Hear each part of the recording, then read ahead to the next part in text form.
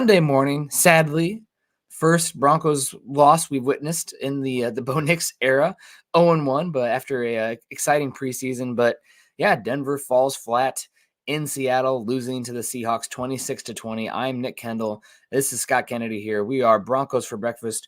Good morning to you, Scott. Man, it was a painful week of offensive football for folks over here in the Kendall household. First, we saw Iowa just completely crap the bed versus Iowa State at home, especially in the second half.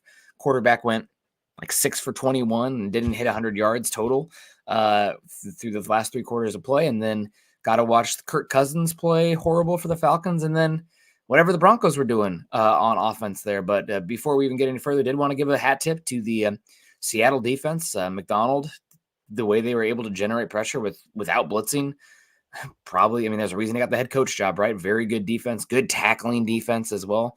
That's NFC West is going to be fun to watch this season, but that was a good Seahawks team. Maybe not a good Broncos team, but I feel like they beat Denver by more than what the score indicates in this one. They were better than 26-20. Well, they started off playing the game as one of the worst halves of football I've ever seen. Yeah. If you think of a safety as basically a turnover with points, they had 4 turnovers in the first half. And Denver needs to take advantage of that type of thing, and they're just not quite there yet. Which is, that's not a huge surprise. And we talk about hostile environment. I think we, underestimate Seattle. As Sean Payton says, there's a lot of, hype around the loud stadiums. There's maybe 5 or 6 where the stadium actually matters. This is one of them. So it'll be a lot better coming home and playing in front of the home crowd with the meet and greet next week. Yeah.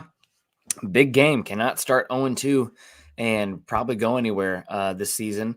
Before the year, Timo Riske over at PFF did a strength of schedule analysis, and Denver has the either easiest or second easiest first 8 games of the year, followed by the hardest 8 games, the hardest schedule for the last 8 games. So if Denver wants to be much of anything this season, they need to start competing in games like this. And unfortunately, week 1, not good results. And we'll get into it, but do want to say hello to folks coming in, especially our star givers. Rob Bucksbaum in the house, $5. He says, good morning, gents. The best MHH team. Yesterday stings, but brighter days are coming. Your thoughts? Is Javonte Cook? Where is Mims? He was MIA. Where were the pass catchers and offensive weapons in general, Scott? It's been something that you and I'll be honest, I do listen to other people, but I really try not to be influenced outside of my own thoughts. So I'm not like sitting here listening, reading every single thing a Broncos content creator makes, but we've been harping about the lack of weapons on this team and just how many question marks they have. And I know Nix didn't look good yesterday. We'll get a chance to talk about Bo Nix. But I got to have the actual all 22, right? I was sitting there midfield pretty high up. I could see everything unfolding. Didn't look like he was missing guys left and right. He was late on a lot. He wasn't the arm isn't good enough to be late mentally and mechanically. It's fine, but it's not, I'm a second late, boom, gone. Not Anthony Richardson, 66 air yards off his back foot. But the weaponry, that's something I come out of this game. There were some drop passes, Cortland Sutton, not perfect balls, but you still got to catch those. But Vele getting targets, but not looking dynamic. There's nothing out there that scares anyone. The Seahawks played that way. Vele, I think we showed as a nice safety blanket. He's a nice security blanket. It's like, okay, options 1 and 2 aren't there. Oh, where's Vele? There we go. That's a great 6 catches, 60 yards for 5 first downs type of guy. Yeah. But he's your number 1. No, Sutton's number 1. But you know what I mean. Yeah. He's your number 2 target right now. And we went last week, said, hey, listen, if you could have one guy in the league, let's not take quarterbacks, but one player in the league to put on your team, who would it be? And I'm like, the Denver Broncos, they need a playmaker.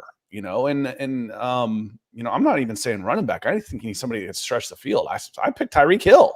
A lot of people would pick, well, that's the best player in football. Well, maybe, but not every team needs someone who can stretch the field the way this team does. Nick, last week I said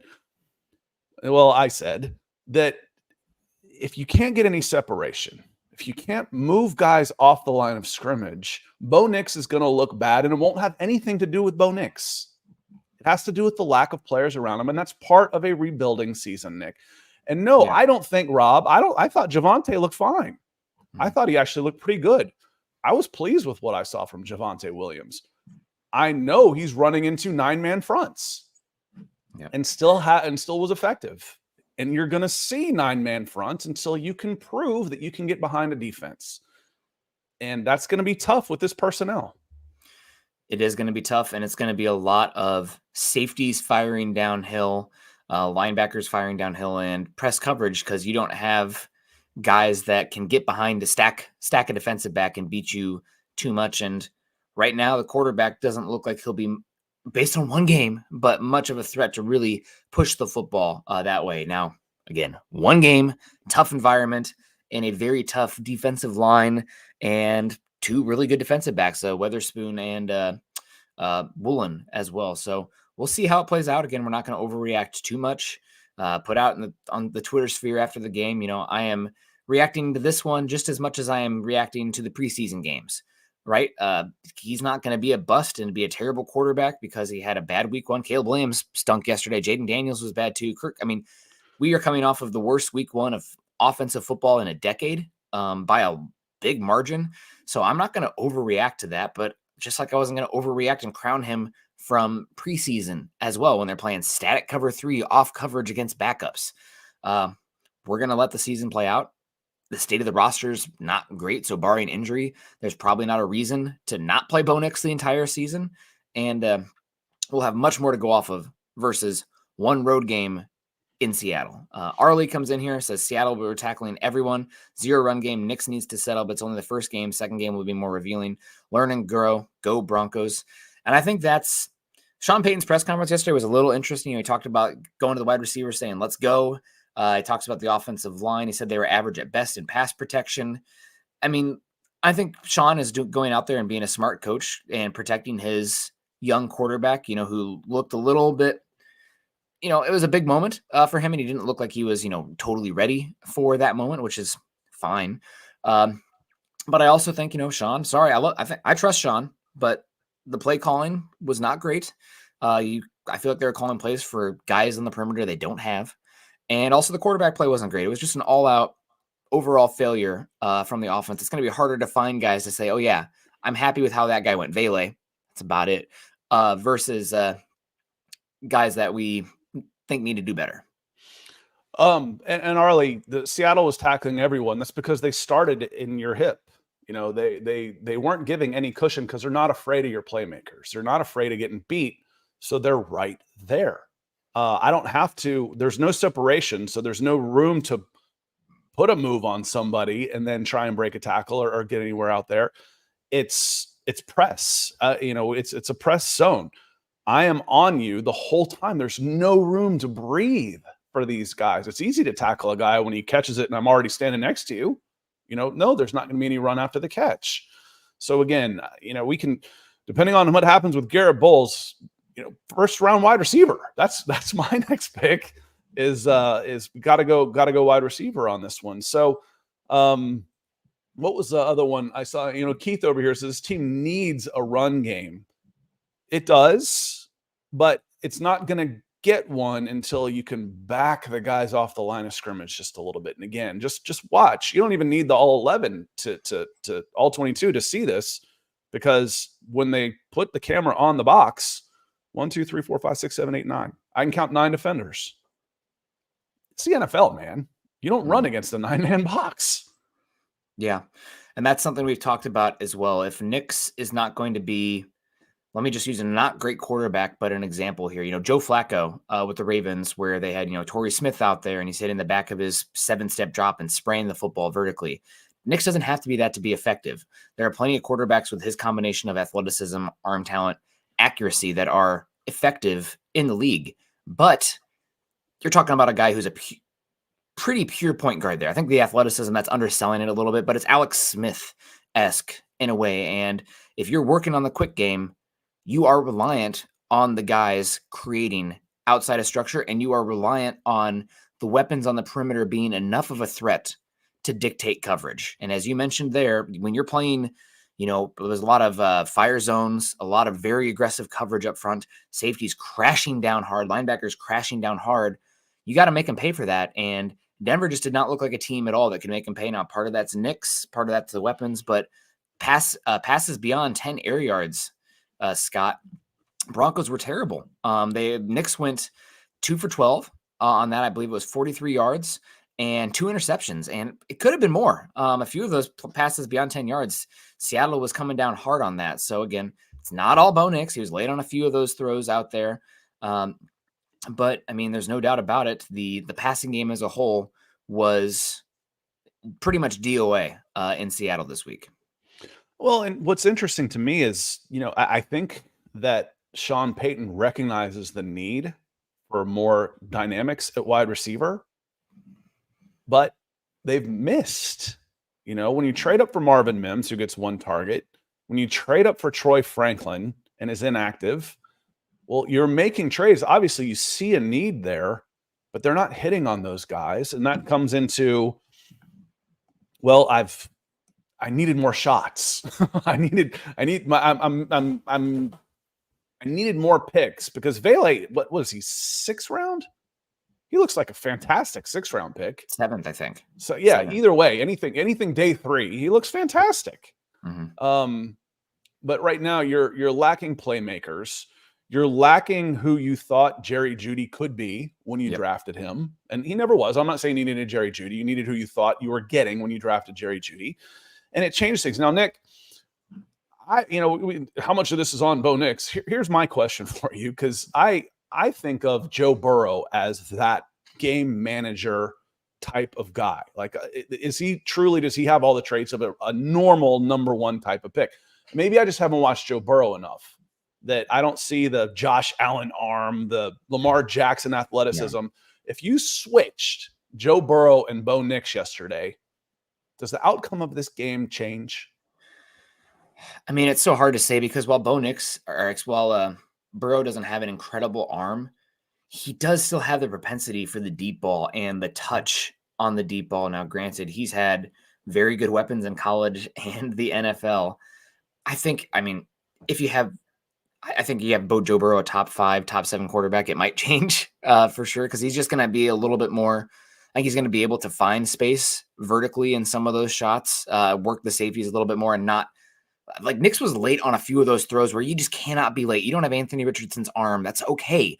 But some of the hitches, some of the not trusting themselves, where I don't think you're having that with Burrow, so to speak. But I hear what you're saying. You don't have to have Josh Allen, Anthony Richardson, a combination. I mean, Caleb Williams, bad game yesterday too, to still be effective in those ways.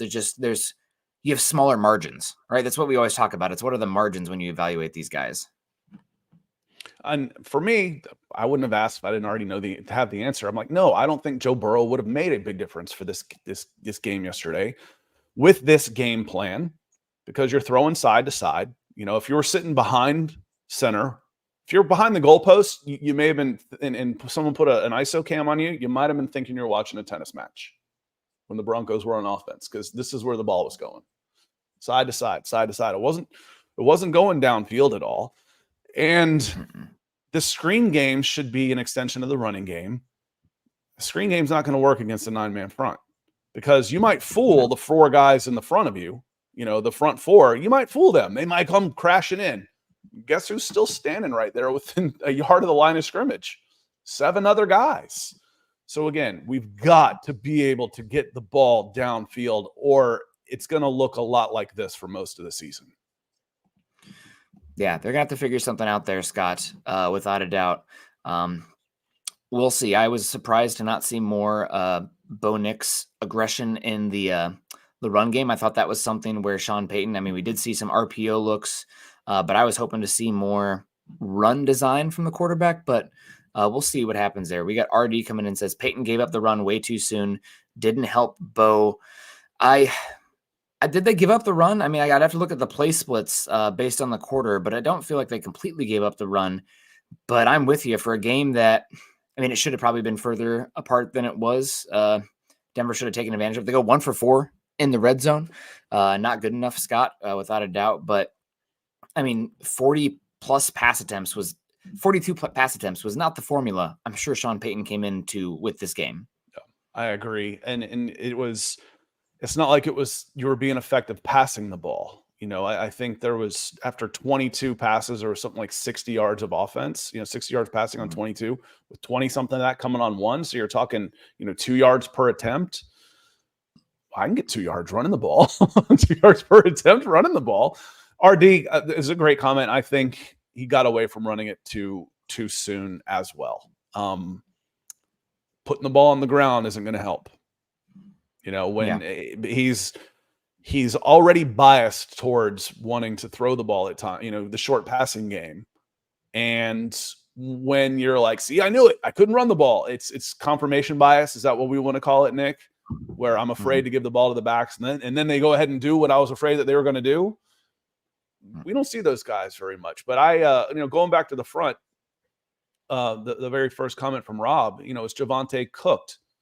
Unless something was wrong with Javonte, I'd like to see 25 carries a game. Use this guy, man. Use him. How many times we don't hear it very much anymore because guys don't get the carries anymore. You get stronger as the game goes on. We used to hear that all the time. Well, no, he didn't. He's just a badass who is still at 95% in the fourth quarter when everybody else is wearing down. And when you've got a power back like Javonte, that's how you use them. Yeah, and again, if you're going to be a team that, since you don't have the weapon that can dictate coverage and create explosive plays, and that's something, we talked about all offseason, Scott, even in preseason, when Bo Nix was playing well, but we're looking at it, where are the explosive plays going to come from? You have Cortland Sutton, but are you going to have what you had with Russell Wilson, where, there's the little bit of escape and the down the field, acrobatic stuff? From what we saw from Nix, that didn't look like it was as much on the table. And outside of that last season, you weren't getting explosives, really. Mims step up, Franklin, somebody's got to. But in today's NFL, and everyone drink, Nix boring as hell because he has the same 2 talking points, but turnovers and explosive plays are the most 2 important and indicative statistics in football. And right now, Denver, offensively, I just have no idea where the explosives are going to come from. And as you mentioned it earlier, people in the chat, it can be the screen game. The screen is part of the explosive pass play. Well, when they're crowding the box and they know that's your one way to do that, and it's still, tying on the running back, you're going to find tough sledding to get explosives from the screen game. So this is probably going to be an all season issue. And I always say you want to separate the reasons from the excuses for the quarterback. Don't get me wrong. Nix did not have a good game. I'm not going to overreact to that. There was plenty of failures around him, that it's not all on him. And I'm not any more concerned about his play than I was coming into the season based on my own evaluation of his college tape. But again, finding explosive plays, it's going to be hard all season for this team, and something that we're going to watch going forward. Luckily, this probably looks like a team. One game, Nick, don't overreact. Probably a team that's going to be picking in the top 10. Scott, definitely, I would say top 15. Long season, things can change. Most of y'all saw our predictions last week. Yeah. This isn't, you saw what our predictions were for this season. What our expectations and hopes were for this team. Your hope were wrong. You hope you flip those and you're going 11-6. But as Justin comes in here, appreciate you, Justin. He says 50 million plus in dead money is showing. Now, you're technically correct on this, Justin, because it is plus. 50 million plus is actually 77 million. Mm-hmm. You've got $77 million in dead money. Okay. Now let's just round it up and call it 80. Now we've gone through this before, and let's see, if I've got $80 million, I've got 1, 2, 3, 4, 5, 6, 7, 8, 9, 10. I've got 10 guys on this team with a $5 million cap hit. That's it. Less than half of my starters. $80 million means I could put another 10 $8 million guys out there. $8 million, there's only 3 guys with a cap hit of $8 million on this team, including, let's come back to this, Cortland Sutton is now less than $8 million. There's only 3 guys with less than $8 million. I could have 10. I could have 10 guys with $8 million cap hits on this team in dead money. Do you think that'd make a difference? Guys, it's a rebuilding season. Mm-hmm. It's rebuilding, it's resetting. Yeah. It's just a lot of questions. And Scott, it's something that I do think you're maybe coming around a little bit to me as well, because it feels like every year, like, oh man, the wide receiver classes are stacked. But then you look around the league and all these teams, you don't have enough playmakers on the Quarterback perimeter. ain't. Even still, yeah, quarterbacks. That's the problem. Someone's got to get them the ball. But even still, I feel like there's no such thing as having enough playmakers on the outside. And even though they're available every year early in the draft, and you have a chance probably every 2 or 3 years to get a number one, you still want more. You need more. So this is a team that is, I came into the season. I mean, if they traded Sutton, I don't even want to know what this would look like pass catcher wise, but one of the bottom 5 collective running back, tight end, wide receiver groups in football. And that showed. And some of that's misevaluation too. At least it looks like right now. We got Keith coming in and says, with our receivers being much larger, guys like Mims need to step up for separation. Where was Mims? I mean, we see what's on the tape, but we don't have access to the practice. We don't have access to the meeting rooms, anything like that. So I am, it's a little bit of what they call it, appeal to authority maybe, but the coaches, I don't think coaches typically play guys who are worse, right? So where's Mims?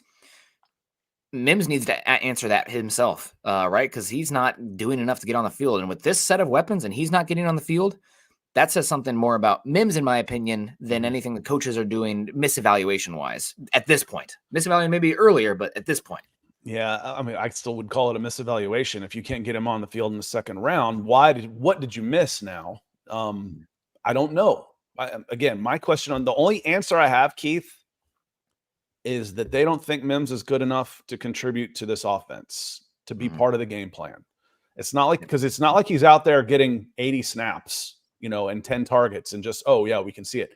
He's MIA. And we warned all about this in the preseason because the Broncos, I don't watch everybody, but I watch enough that I feel pretty confident in saying that they had to have played their starters as much, if not more than anybody in the NFL this preseason. And Mims wasn't out there. He wasn't out there. I mean, that they're telling us, they're showing us a hand. We're not going to play this guy. Yep. So I don't know, Keith, just other than he's not, no pun intended, word of play here, but he's not separating himself in practice enough to to be part of the game plan. Yeah. I'm with you. We got Michael coming in out there in Tucson, says, good morning, Nick and Scott on Broncos for breakfast. Go Broncos. Go, Michael. Good to see you. Hope you're doing well. Appreciate you coming in this fine I feel like Monday I missed morning. You this morning, Michael. So good to see you. Glad you're okay. I was going to hit you up on Twitter. Hey, you okay, dude? Where were you? And we got Miguel coming in and says, sup, fellas. I think Pookie needs a majority of the carries and keep Jaleel only in 2 minutes and some third downs. Keep Pookie in. Issue with Jaleel in 2 minutes and some third downs is that he is a detriment in pass protection right now, but you're going to have to figure it out, right? And I'm with you, Scott. It's really tough to stay patient with the ground game when you are as ineffective as Denver was. You had Javonte only get 8 carries, but 2.9 yards per touch. Jaleel with 10 carries, only 2.7 yards per touch. And I'll have to go back and watch the all-22 and the box count and just get the data on it, but it did feel like it was more scheme. They schemed the run game out versus Denver just straight up losing one-on-ones consistently and blocking. It felt like they had, if we take the run game away and make Bo Nix beat us and the pass game beat us, they can't. And they did that very effectively. Yep. I appreciate you, Miguel. I agree. I just, again, feed him and fan him. I just mentioned that there's some problems with this game, but the game is the game. And you got a running back in the last year of his contract, run the tread off him.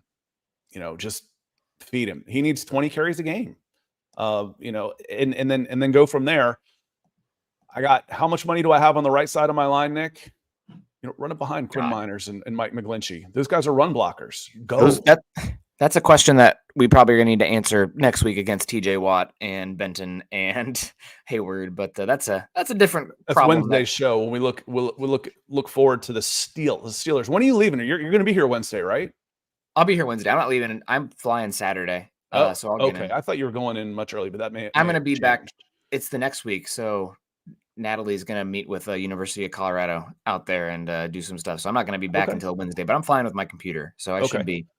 David says, were any of you two either shocked or surprised at how badly Caleb Williams struggled yesterday. Yeah, I'm surprised at his numbers, and his numbers were poor.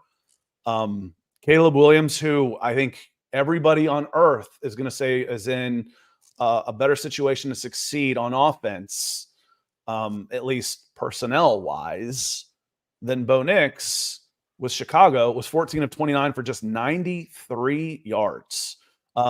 Key here, though, no turnovers. He didn't throw any interceptions. So turnover battle, we saw, if you didn't see it, the game winner for the Chicago Bears was a god-awful interception for Will Levis that cost them the game. God-awful. So, yeah, I was surprised. Now, the only rookie quarterback out of this heralded class, what were there? Was Bo the sixth? Yeah. Sixth taken. So six quarterbacks taken.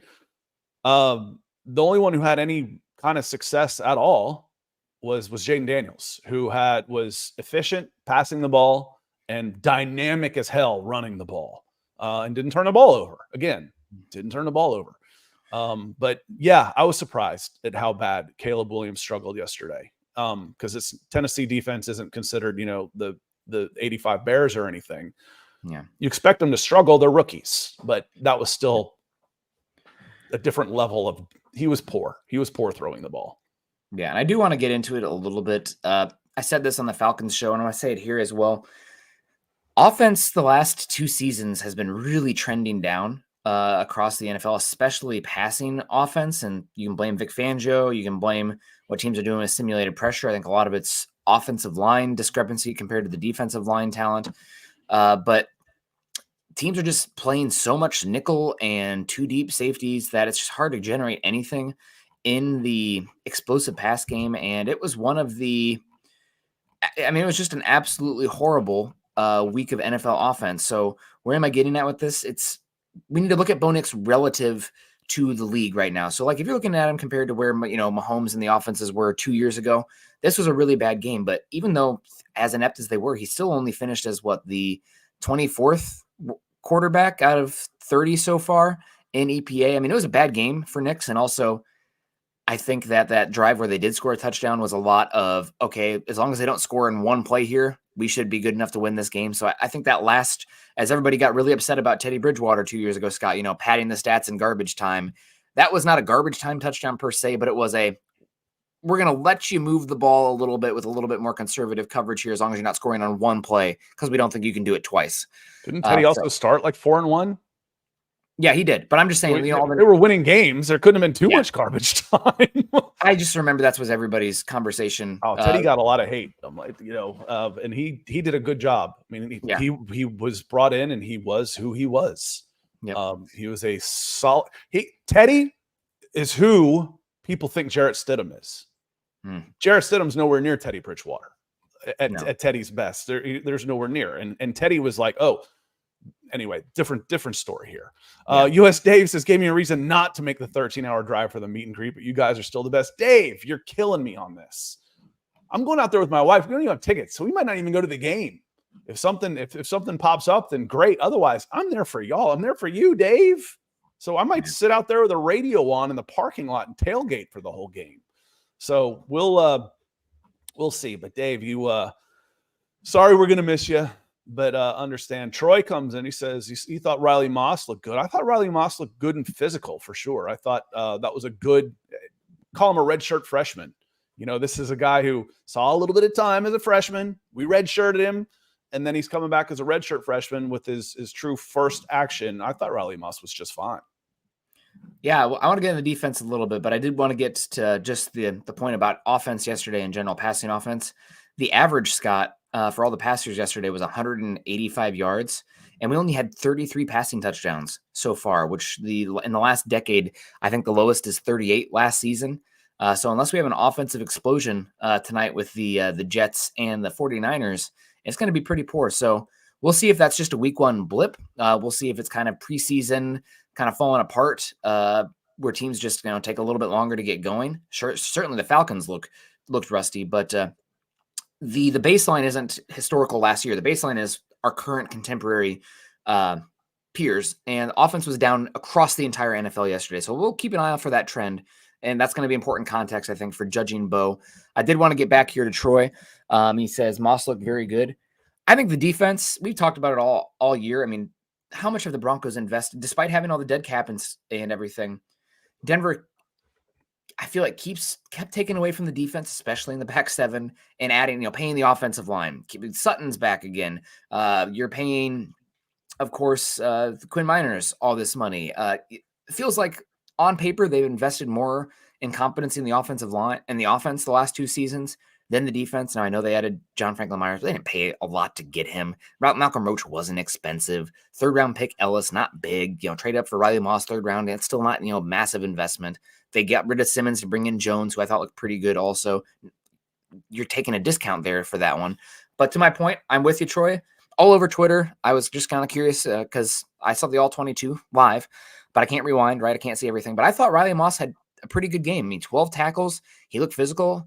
I think he had good special teams play as well. Again, kind of hard to tell sometimes live at the game. But this is what's going to happen when you have Patrick Surtain on one side. Your other cornerback is going to get targeted. And I think Moss gave up one explosive play, 15-plus yards, and it wasn't good coverage. Lockett made a great play. Moss is going to get targeted this season. He's going to give up catches. NFL passing games, they're going to be able to try to isolate him because obviously they're not going to go to Surtain. Surtain was awesome. I mean, DK Metcalf, non-factor. But Moss, for a 3rd-round rookie quarterback with his first start, looked as good as I could have hoped overall. But again, is he a superstar? No. And I think the standards, people are looking for a reason to hate him, and it's kind of like the offensive line, Scott. Oh, they got a sack. The quarterback held the ball too long. So obviously it's the offensive lineman's fault. No, it's more complicated than that. He was in good position. He had good technique. It just took too long. So I think Moss, good game overall. I'm optimistic.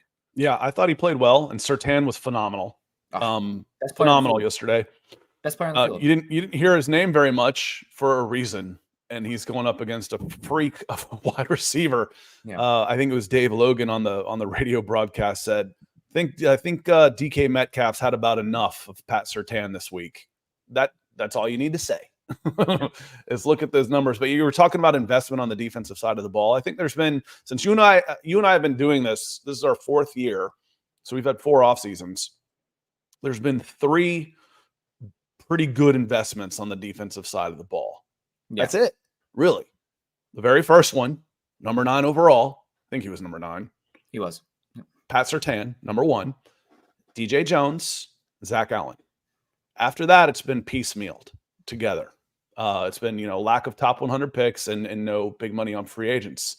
Everything else has been towards the offense, which you can understand because there still needs to be more investment on the offense. But the big investment, which took up 6 or 7 players, honestly, was Russell Wilson. Yeah. But even in the post-Peyton era, I mean, you talk about the offensive line especially, and they were okay in this game. Again, McDonald, he's good. What they're doing scheme-wise, it was a hard matchup for Bo Nix week 1, and I'm not super freaking out about it yet. I did also want to give a shout-out. I think the defense had a really good game, and they continuously set the offense up for success, and the offense just completely flaccid in this game with the opportunities. You had the second play of the game, Singleton, incredible interception. They got a sack, then an interception, and you have 12 yards to go. I don't even know where they're at, but you can't. And the interception was pressure. Yeah, so that was the CBS guy. It's like, I don't know where he's throwing the ball to. I'm like, dude, I think it was Cooper. I'm not positive though. Cooper's draped all over his legs. What are you talking about? That's not where he was throwing the ball. You've got benefit of a replay here. Use it. Yep. So great pressure. Great pressure from the front. Yeah, and that first drive, I mean, again, that should have been, if Denver is going to win this game, they need to score 7 off of that and dictate from there and get that early lead. They did not take advantage of the opportunities. You had the 2 safeties. The defense provided +4 there as well, and you still come away with no offensive touchdowns until the Broncos' last drive, which I would argue was not garbage time, but the Seahawks were backing off. They're like, okay, you can march down the field and take time off the clock, and if you score a touchdown, we're going to get the ball back, but we cannot let you score off of 1 play. That's when we're in trouble here. So I think there's a little bit of context to that. Over the larger sample size of the season, does that really matter? No. But in one game, I think a lot of the yards, positive play came off that one drive, and I just don't know if that's as replicable. Broncos Country fans, the team, they're going to try to, lean on that one drive. Like, this is what we build on. But I think from what I saw, Seahawks got a little bit more conservative, and there was more there to take. Furman comes in and says, since Hackett is gone and Russell is gone, who is to blame now? I think Russell's still to blame. Honestly, you're having the fallout of the dead cap hit and the trade, and this is a team. I mean, you look at the depth chart. We kept talking about it. You have just question mark after question mark. Who does that boil down to, Nick? I mean, George Payton. George Payton. Yeah, George Payton. And it was because of, well, I can't get to it. This move and this move. Yeah. The Hackett and Russell, and then you used a first round pick on Sean Payton, which you probably still think is a decent investment. I was for it. We'll see if bias will change my opinion as we move down the stretch. I've said a zillion times, I love George Payton, the coach, George Payton, the general. I mean, Sean Payton, the coach, Sean Payton, the general manager, scares the bejesus out of me. Mm-hmm. I've said that since he was hired. But yeah, you're overcoming the big move and trying to dig your way out of all of the picks that you've given up for Russell Wilson and Sean Payton and the $85 million in dead cap. Like I said, between that, you're still taking some dead money on Randy Gregory, I think. Tim Patrick now has some. Justin Simmons still has some. You're almost at $80 million. Almost a third of your payroll is not on your team. Yep. That's general management. Yep. And I mean, we've said big picture all offseason. This is a season where you're going to try to hopefully develop and evaluate your quarterback, and you're going to have a lot of questions. I mean, we can do a big picture episode, probably more so down the line, bye week or something. But this draft looks like a team that's probably going to be picking top 10, right? Franklin's older. G.J. Jones is probably gone. You love Allen. We need to talk a little bit more about the defense here before we get on out of here. But defensive tackle, question mark. That's something the direction you go. Edge rusher, two of your top guys are going to be gone. That's something you'd add. Cornerback, Riley Moss. He's not just fighting for a job right now. He's fighting for being the starting cornerback opposite Surtain the next 2.5 seasons, rest of this year and going forward. Wide receiver, can somebody step up? There's just question. Garrett Bowles, who sounds like his ankle is okay. We'll see if he goes. Scott, I think we'll find out more today, but all the early indication sounds good from what I've heard. Doesn't mean he's not going to miss time though, but we'll see. But just so many question marks on this team.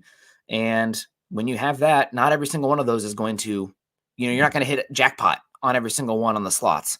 So unfortunately, a lot more bad than good in this Seattle game, but we got a lot of time to go. And I trust this coaching staff to figure out the pieces they have and get better and develop guys over the season. Wagner Bob Lamonte says, well, the payroll from Sean being 5 years, 90 million overpaid, that hadn't have anything to do with the salary cap. No. Coaches, you can pay him what you want to. That just comes out of the Penner's pockets. Doesn't mean he's not overpaid, but it doesn't have it. The only cost that it did cost you to get him, it cost you a first round pick, a late pick from the Dolphins. Jonathan Fallett comes in. Love this comment. He says, morning. Well, Nix failed the jump program, but he could still be the one. Everyone falls the first time. Also, I was very encouraged by Riley Moss's play, which we just spent a bunch of time on.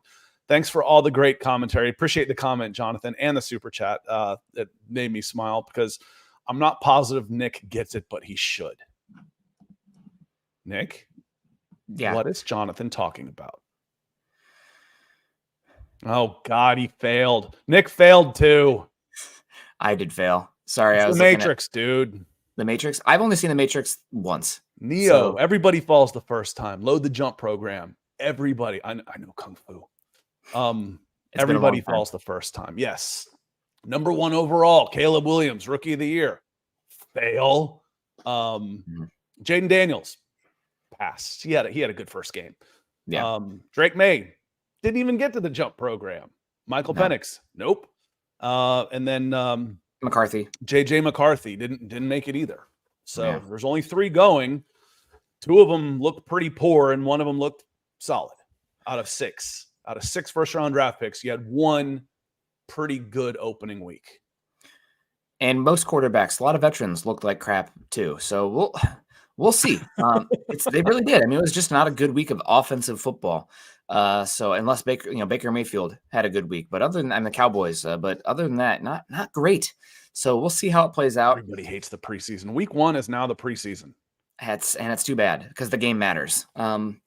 Positives for the Broncos, again, the defense. I want to talk more about the defensive line. You mentioned it. I've always been more of a Browning guy just based on the athletic profile. But man, Cooper keeps playing like this. Somebody's going to pay him big money, Scott. That's a viable starter out there. Now, is he going to be, Pro Bowl contention year after year? No. But with the way edge rushers, it's a rotational position. And he's just been so solid. I mean, good, solid edge setter as well. And he had 1 or 2 sacks in this game. He had a lot of pressures. You mentioned the wrapped around Geno Smith's legs too. I do believe that was him. Cooper was the 3rd best player on the defense in this game, in my opinion, for the Broncos. And man, he had a heck of a game. I've been a Browning guy more so than Cooper, but based on this game, it's Cooper is the one if I'm going to pay anybody to bring him back. Yeah, and we've talked about, can Browning and or Cooper be $10 million guys next year? Because they're coming off dirt cheap contracts, especially Cooper, but they're both pretty cheap. $10 million at edge puts you top 40. Yeah, they can probably on an open market be a top 40 edge rusher. Someone could, especially when you look at the guys that are available to you. Yeah, I got some money to spend. Yeah. Is this going to be, am I better off with Jonathan Cooper or, a first round draft pick? I don't know. It depends on who's coming out and where you're picking. But yeah, he's making himself some money on that second contract for sure. And speaking of which, Scott, something that we talked about a lot just this season, this team doesn't have a lot of bona fide difference makers. And we have Surtain, obviously all pro, now the second highest paid cornerback because Jalen Ramsey gets 0.1 million more. But who was the other guy we kept saying, if anybody on this team has a chance to earn a Pro Bowler this season, it's this guy. Because I thought it was Zach Allen. Yeah, it was Zach Allen. Zach had a Allen. Game. He was great. I wonder, did he fall off a little bit in the second half, or did they just start running the right side? They started running the right Matt side. Smocks and Daniels was just okay. Daniels was 17 of 24 for 184 yards with no interceptions, a 93.1 rating, which is solid, and then 88 yards and 2 touchdowns rushing. So he was effective. It was a very good debut for Jaden Daniels, especially compared to the rest of the rookies. Yeah. I mean, when you throw in 80 yards and 2 rushing. Yeah, 300 yards from scrimmage and 2 touchdowns with no turnovers. It's a good day for a rookie quarterback. Yeah, you take that. That would have won. I can think of a couple of teams that would have won some games for. Yeah. So, but that's a big positive for me as well. I just wanted to give a shout out to Zach Allen. I thought he had a very good game. He was Denver's 2nd best player on the field, in my opinion. I would absolutely love just an absolute, one gapping glass eater next to him to free him up with a little bit more one-on-ones. But he was very effective, run and pass, and he's really coming into his own. At Arizona, he was a little bit of a 7 technique that could kick into the 4-eye spot, 3 technique. And now he's looking like he's putting on mass strength, learning the leverage game a little bit more out there because it's a different edge compared to the interior. And he is, I think, actually a bargain on his contract, considering what defensive line are getting paid and just how effective he's been. An ascending player, still only 24, 25 years old. Allen had a hell of a game, so did want to give him a shout out. Yep, he's really good, and I thought DJ Jones played much better. We knew he was better than he showed last year, and part of it was going to be the guys next to him being better also, because he's not I'm taking on 2 blockers, 3 technique, or nose guard. He's better as a 3, where he can pick his gaps and penetrate and use his quickness. Vote for Angelo. He says the D looked good, just tired out. Yeah, that's part of it. First game, I know they played a lot in the preseason, but still first game. And I still think while the defensive line is infinitely better than it was last year, it was a low bar last year. So I think you've kind of worked your way up to like average, and your depth still isn't great. It's not a liability so much anymore, but you saw that it's still not a strength of the team either. He says, and I still don't get little Jordan Humphrey at wide receiver 3. If we're rebuilding, that's why I'm emphasizing this one, vote for Angelo. Give Mims or Franklin his reps. Okay. For now, for me, from what we know, which is nothing except what we see, and these guys, Mims and Franklin, are not part of the game plan. Mims or Franklin need to take his reps because they're not. They're not. That's all we know. Why not? Why is little Jordan Humphreys out there? What are Mims and Franklin doing when they've got their opportunities in practice to show that they belong on the field? Why? I'd like to know, but I do believe that they're not just blackballing a couple of guys they traded up for. Sean Payton's got all the incentive in the world to play these guys. Mm-hmm. And he's not. Yep. Yeah, other than that, I mean, defensive line on the whole, I thought had a pretty good game until the end when they started to run the ball. But I mean, Denver only gave up 2 explosive pass plays. One was obviously Smith buying time, and then the running back Charbonnet getting behind him. And then I think you had one to Lockett as well. But the secondary, I mean, the not giving up explosive pass plays was good. It was the run defense in the end, especially to the right side with Kenneth Walker. Obviously, Geno Smith as well broke somebody's ankles and ran for a long touchdown as well. So on defense, the run game is what was an issue, and we'll see if that's an issue going forward. I would need to go and watch the tape versus the all 22. All 22 better for passing, but not always for the run game to see where those who they were targeting, where those holes came from. Kenneth Walker, a good back, but that was really the big issue. But this game was not lost on the defense. They could have done better at the end. Obviously, there wasn't a winning performance from them, but offense did next to nothing for them to help this game. And the Broncos offense could have put this out of reach in the first half. Yep. I mean, there's no such thing. I mean, we've seen 28 points come back, but again, you basically had 4 turnovers and 4 points in the first half. And what'd you score? 9? Yep. Somewhere. So it was a strange score. So 11, 9, 8. But Triple G says, really miss Timmy Patrick right now. I don't remember watching Timmy Patrick. It's been so long since I've seen him play. Saw him in the preseason, and dude, it's been what, 2021 since he was on the field in a regular season game for the Denver Broncos? It's a long time. Yeah. It's a long time. I think Calvin Ridley was an Atlanta Falcon. That's how long ago it was. Did Tim Patrick do anything with the he probably wasn't active. The plan for Tim Patrick was to sign him to the practice squad, let him work up to speed, and elevate him eventually. That was the plan with the Lions. I did not watch the Lions, but my guess was he wasn't active. Detroit receiving, no catches, no targets. No catches. Yeah. So we will we'll see what happens with that going forward. And frankly, Triple G, like I said at the top of the show, you needed Jerry Jeudy more than you needed Timmy Patrick. Yeah.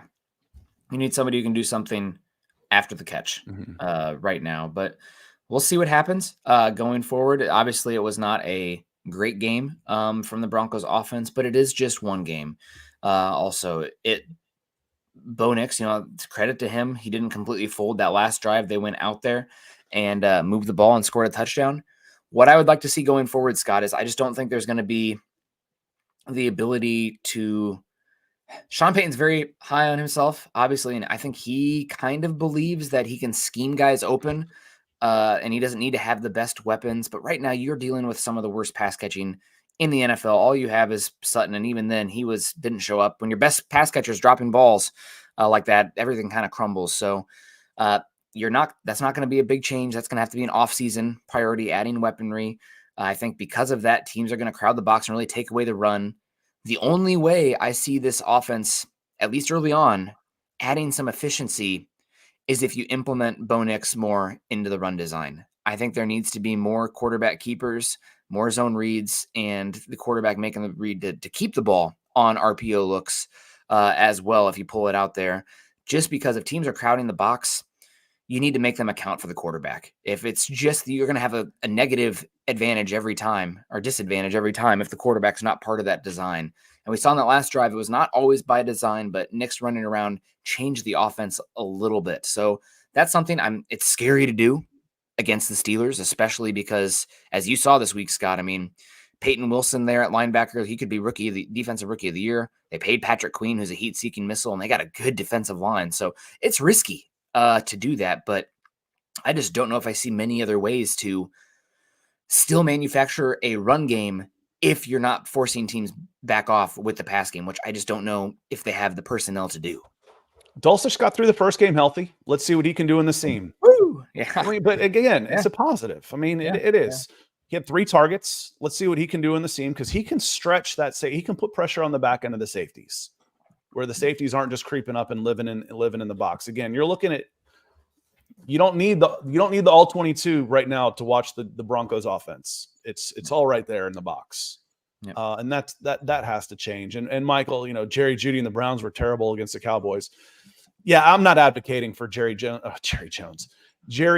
to be back on this team. I'm just saying, if I'm going to miss a receiver, I don't need the Tim Patrick type.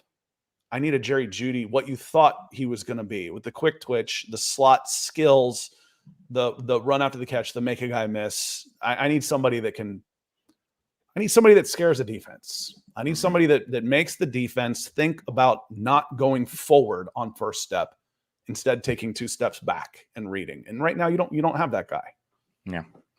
Yeah, without a doubt. Unfortunately, just because the volume of passing was so high, we have an EPA per dropback, which, Scott, you know me, I love EPA. I love those efficiency metrics, right? They're accounting for the volume as well in that.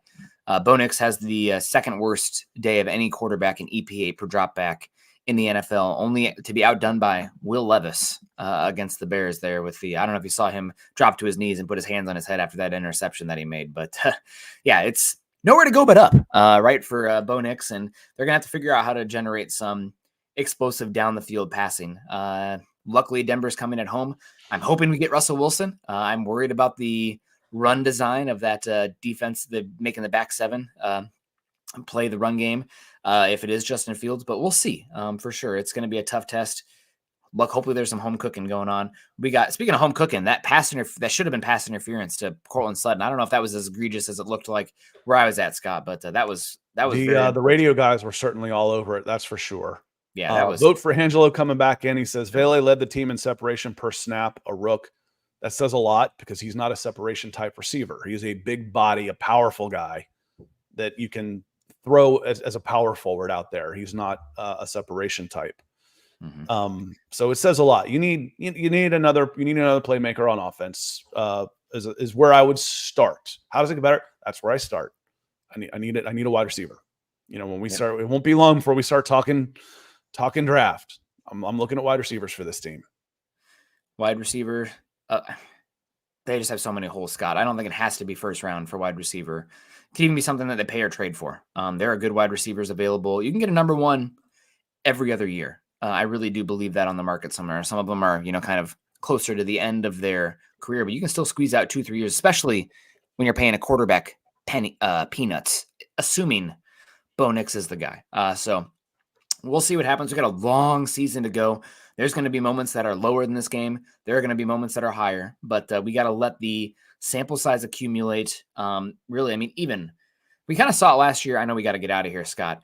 We kind of saw it last year with Jordan Love, right? Like the first 6-7 games, not very good from Jordan Love. And he's had time in the NFL. He's got an unbelievable, FU kind of arm as well. But it was kind of erratic. And then at the end, starting to get some excitement there. So Broncos country, I think it's, especially with the personnel, the offense is probably going to be tough to watch for a bit. There'll be some things that are promising, but the first 8 weeks, I think that after that's when we really start to this evaluation process of Bo Nix. So I'm going to try to be very patient here. It's not like Denver has many other options. It's not like this is a team in a Super Bowl window right now. So 8 games.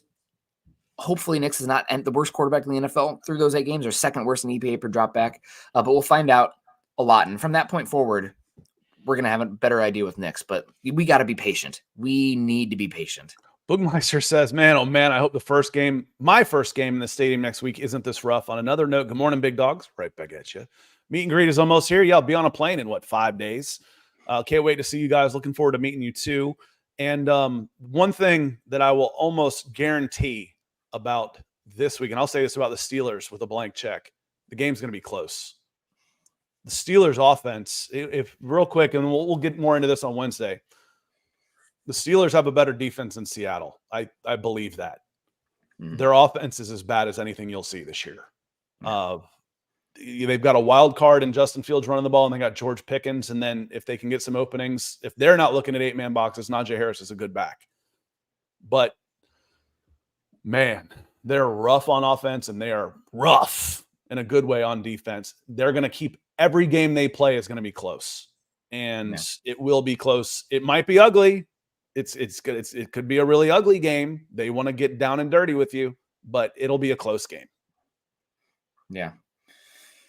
We'll see what happens. I'm hoping we get a chance to see Russell Wilson play, but who knows? We got GG says, I feel like Tim Patrick want to drop those those clutch third downs. I mean, maybe not, but he hasn't played meaningful football really in 2 seasons. So who's to say? It's hard to come back, but maybe, right? It's counterfactual. We'll never know. Is he even getting open to get those opportunities? We don't know. Yeah, I want him to succeed. That's all I care about. And I know I'm glad we've said before, I'm glad he made his money on that second contract because he's paid for it with his body. Doesn't do the Broncos any good, I know, but I'm a players fan first. The old saying is the longer you do this professionally, the more you root for the name on the back of the jersey instead of the name on the front of the jersey. No. And I want Tim Patrick to find success. Yep. Yeah, without a doubt. Arlie comes in, says, not giving up. I'll be looking for adjustments and improvements from the team as a whole. The next game, great show, though, gentlemen. Thank you, Arlie. And I wanted to give a shout out to John and Steve, who I met at the game. John came up to me and was like, oh my gosh, you're Nick Kendall, which is just so weird. Appreciate all you guys coming in and hanging out. I mean, that's bizarre to me, but it was a lot of fun. So shout out to you, John. Nice to meet your lovely wife as well. And also Steve, who worked at Boeing for a long time, who we saw on the outside. So appreciate you as well. But we got to wrap it up here, Scott, because I'm getting a call from my wife. She's got a dentist appointment. So we got to fly. Okay. So appreciate everyone. Make sure you're following Scott and I on Twitter. Scott's at Scout Kennedy. I'm at Nick Kendall, MHH. Also follow us at Mile High Huddle. If you haven't done so yet, we're at facebook.com/Mile High Huddle and Mile High Huddle Pod. And, of course, subscribe, like, and share. Shout out to all our star givers today: Rob Bucksbaum, RD, Justin Lloyd, Keith Brugman, Michael Ronquillo, David Cremello, Miguel Santasteven, Troy Boer, Jonathan Falk. Vote for Angelo a few times. GGG. You guys are great. Scott, long season to go. We'll see what happens. Continue to choose kindness and compassion, everyone. But until then, go Broncos.